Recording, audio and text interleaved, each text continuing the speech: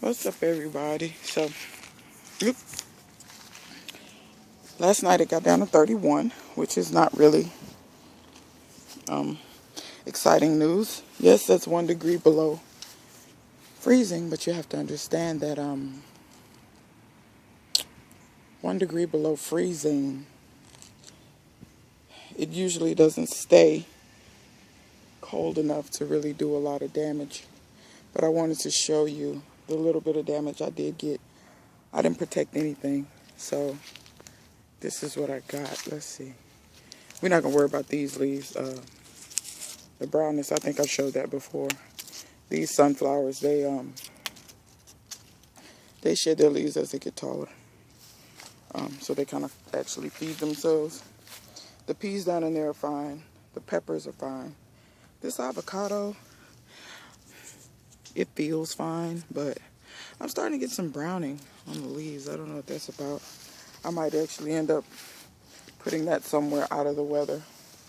But this is a little bit of the frost damage that I got. See how that leaf kind of curled up? That wasn't like that yesterday. And the feel of it, it feels very kind of mushy like. So that's some of the frost damage. Let's go over here. Kenty, what are you doing, buddy? Huh? Are you killing anything? You on patrol? Okay. So when I come over here, nothing really to see. Everything looks fine. Like I said, I didn't anticipate it to really do any damage. When it says 31, it's not going to stay down below. It only gets probably to 31 for maybe an hour or two. And it said it was going to get to 31 degrees around 6 this morning. So that's right before the sun comes up. So if it gets to 31, the sun comes up, it's going to go right back up. So the eggplants don't love it. If you notice, once again, remember when I talked about microclimate? This is part of the eggplant too. Look at the part. Now this is this vine here. That's melon. But look at the part that was hanging out. This part is hanging out past the bed as well. Versus the part that's right up under this pepper and inside the circumference of this here. So that's what I mean by microclimates. If you think they don't work, there's a proof. This out here was exposed to more cold for longer than this in here. And it looks totally different. That in there, it's no damage. I'm not worried about it. I actually might cut off that outside part anyway. Because Monday, we're supposed to get down to 28. Tuesday, it's supposed to be 20 degrees Fahrenheit. So, yeah. So, I think I'm definitely going to protect my stuff. And I'm going to show you guys how I protect it. Are you eating some more of that grass that's going to make you sick? He's always eating things that make him sick.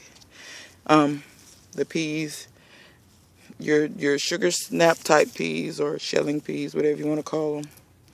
Generally, those little slight snaps, it won't matter. They can even take a little bit of a frost. It will slow them down a little bit, but they'll bounce right back. Tomatoes, no damage. The melons are still actually looking the same. The vine going to the melon is still green.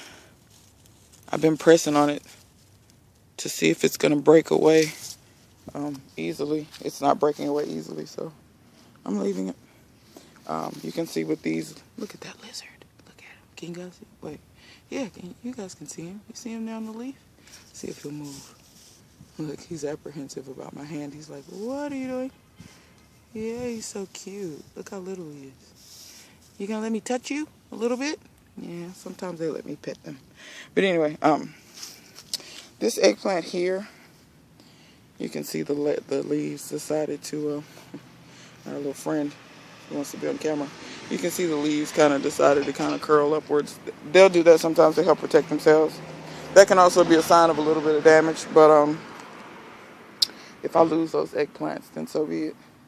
Are you eating my collard greens?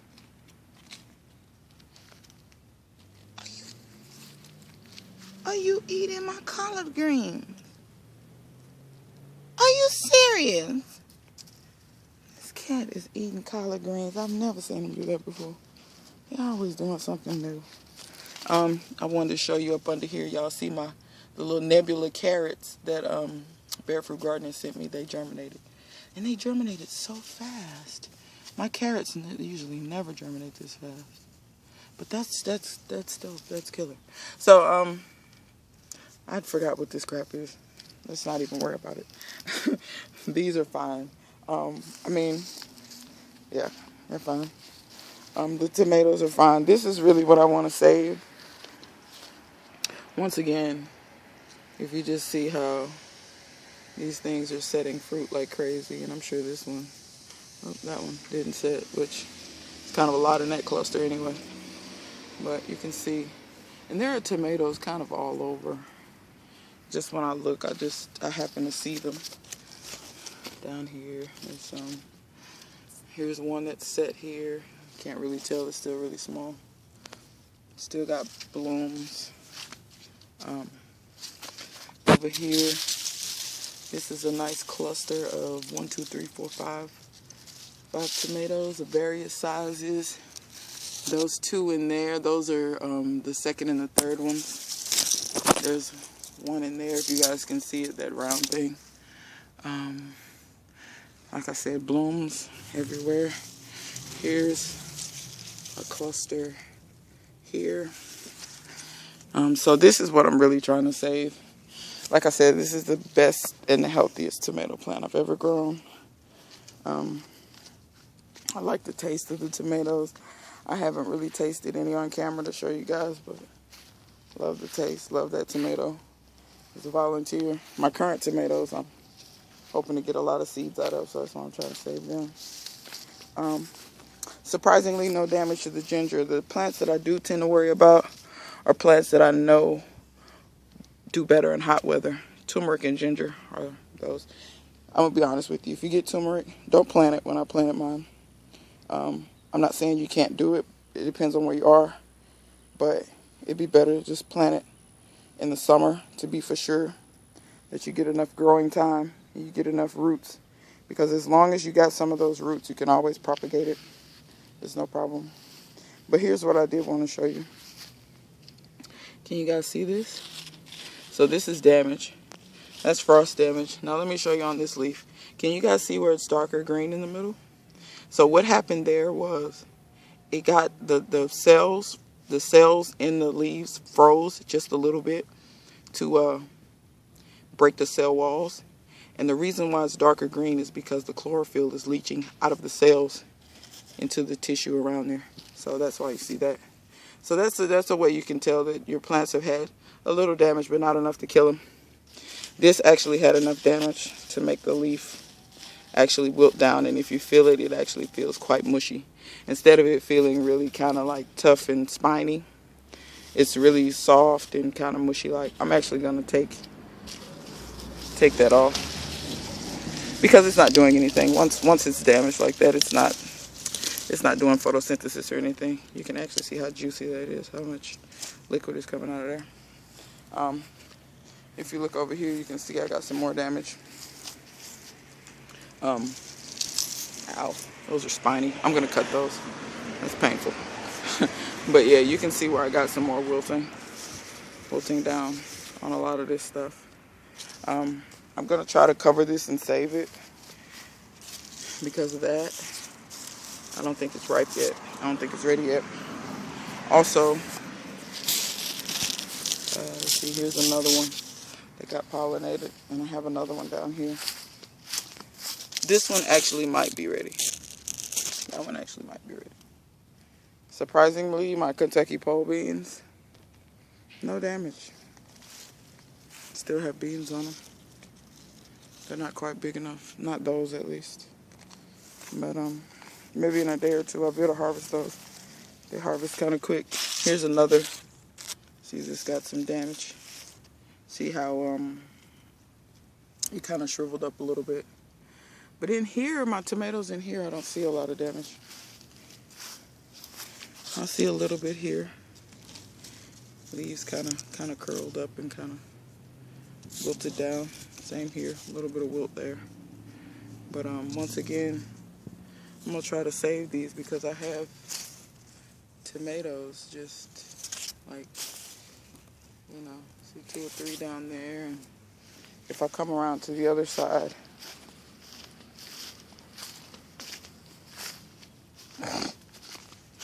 you see? And these are, I believe, Amish paste tomatoes, I think. Because I don't think I planted any other Roma type tomatoes. And then these are pink ox hearts. And you can kind of tell how it does see how that kind of looks like 2 tomatoes that came together. They often do the super bloom thing where the bloom is really 2 flowers in one. And when you have 2 flowers, naturally you're going to have 2 fruits. But since it's 2 flowers in one, you kind of get 2 tomatoes in one. You can see I got a little bit of, I forget what they call that, cat facing, or I don't know, whatever they call it. But that just happens sometimes. It's the fruit is okay. That's not damage from pests or anything.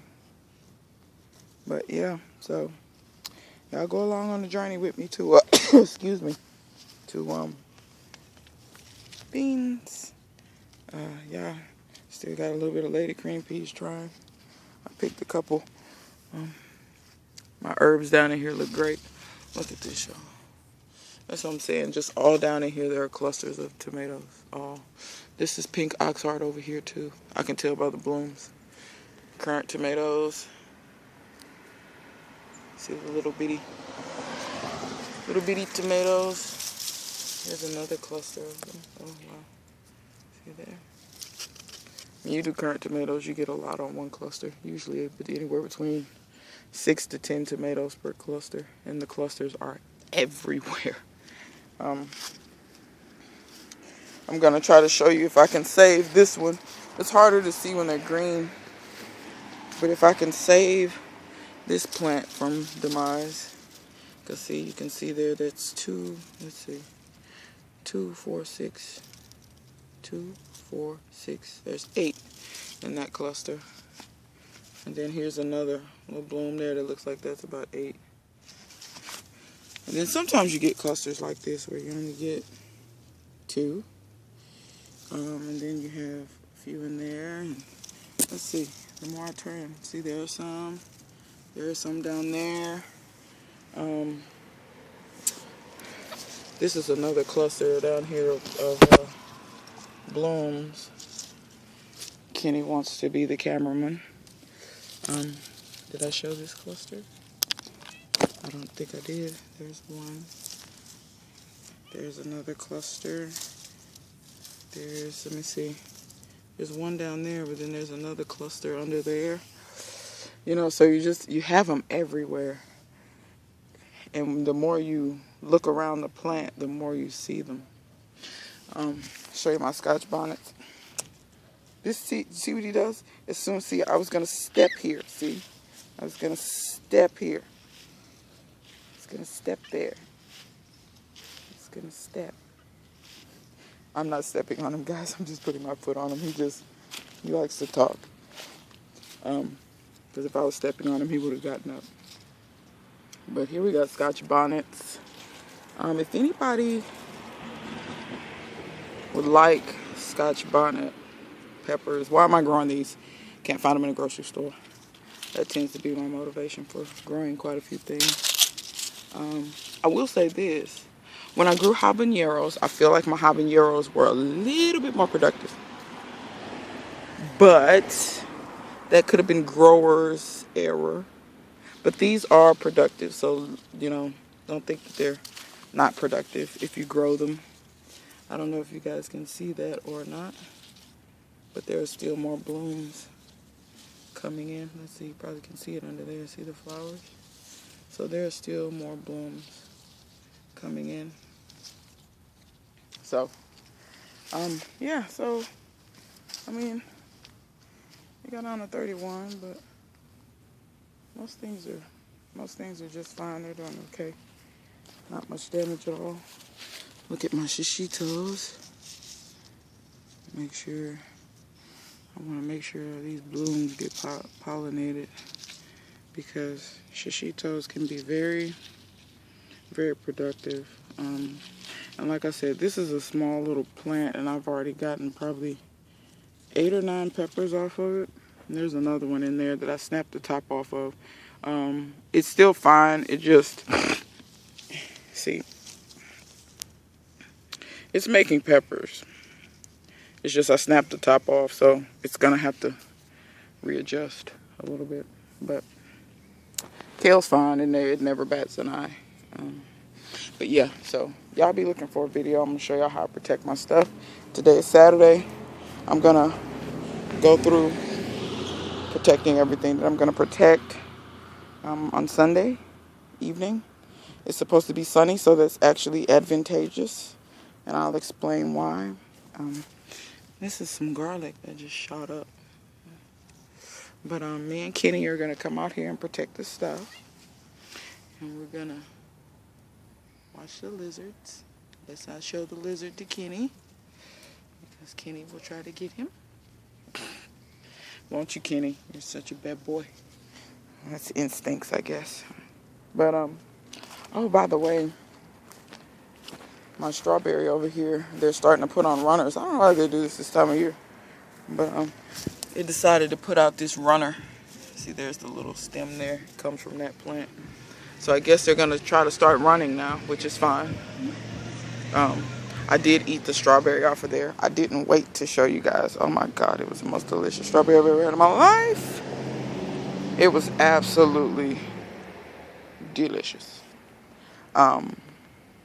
These are my sweet potatoes. I'm also gonna try to protect these as well. Because I think they need more time. I really do. I think they need more time. Because they're really honestly just now starting to behave the way I would like to see them behave if they're producing good potatoes. I'm trying to see where I planted them, if I feel the ground pushing up like there's sweet potatoes under there. Because I planted a lot of them right in this area. But yeah, I want these to continue to do their thing. And I hope that they put down some more roots, because that could mean more potatoes. But I feel like if I dig them now, the potatoes aren't going to look like much. Which is okay, because I have plenty enough vines to make slips. And there's 2 different varieties in here, purple Stokes and something else. But they're both purple though. I think it's Molokai or something. But anyway, this video is long enough. And see, they're also just now starting to climb stuff too. Last year I got good potatoes. It was after they really started climbing. When they really started climbing, I knew I was on to something. When your sweet potatoes really go rogue and just go crazy, when your vines start climbing everything, it's a decent sign. At least to me, because the first couple of years I didn't really have that. And I didn't really get good potatoes either. I got okay, but it wasn't really good harvest. So, anyway, that's sweet potatoes. I planted beets in here, by the way. And this is a piece of plastic. It's a piece of tape, to be more specific.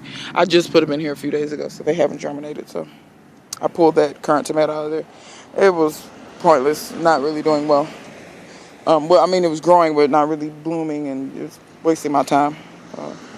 So I pulled it out. So, but yeah, I've tried to say bye like 3, 4, 5 times. Okay, so till next time, see you guys later.